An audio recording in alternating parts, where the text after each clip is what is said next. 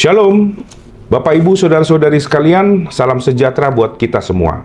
Pada hari ini marilah kita menerima sapaan firman Tuhan.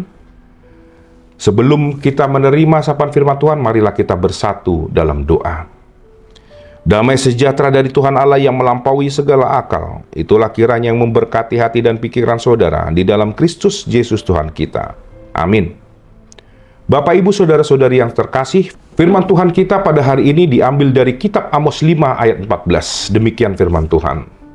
Carilah yang baik dan jangan yang jahat, supaya kamu hidup.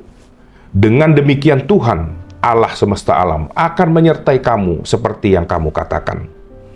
Dalam bahasa Batak dikatakan, lulihamu mana denggan, unang tagonan najati, asa mangoluhamu, asa tongon Jehovah debata zebaut dongan muna, songon nanidok munai.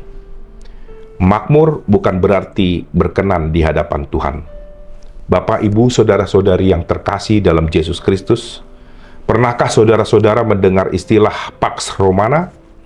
Atau berarti kedamaian Romawi. Istilah ini dipakai untuk menjadi slogan kekaisaran Romawi dalam membawa stabilitas, perdamaian, dan kemakmuran kepada Romawi selama sekitar 200 tahun lamanya, mulai dari tahun 27 sebelum Masehi hingga 180 Masehi.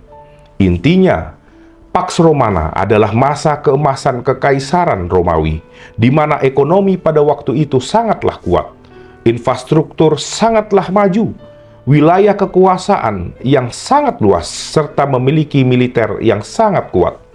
Namun demikian, meskipun kekaisaran Romawi memiliki masa kejayaan dan kemasan, namun sejarawan dan banyak filsuf mengkritik dan mencatat bahwa di balik kemegahan itu masih saja terdapat korupsi di segala lini, ketimpangan sosial, kemerosotan moral, dan penyalahgunaan kekuasaan. Kemakmuran luar biasa yang dimiliki kekaisaran Romawi tidak menjamin kesehatan moral atau spiritual suatu bangsa. Gambaran kekaisaran Romawi juga terjadi pada bangsa Israel di zaman Amos, di mana pada waktu itu Israel mengalami kemakmuran ekonomi, tetapi kehidupan rohani dan moral bangsa itu sangatlah merosot. Banyak terjadi ketidakadilan sosial, penindasan terhadap orang miskin, korupsi, serta ibadah yang tampak meriah tetapi tidak disertai ketaatan kepada Allah. Bapak, Ibu, Saudara-saudari yang terkasih dalam Yesus Kristus, inilah yang menjadi latar belakang firman Tuhan kita pada hari ini. Melalui Nabi Amos, Tuhan mengingatkan agar bangsa Israel mencari yang baik dan janganlah yang jahat. Pesan ini menjadi teguran bagi bangsa Israel untuk tidak membanggakan kemakmuran yang mereka miliki, namun tidak sesuai dengan kehendak Tuhan. Mencari yang baik dan jangan yang jahat berarti bangsa Israel haruslah mengikuti kehendak Allah dalam kehidupannya.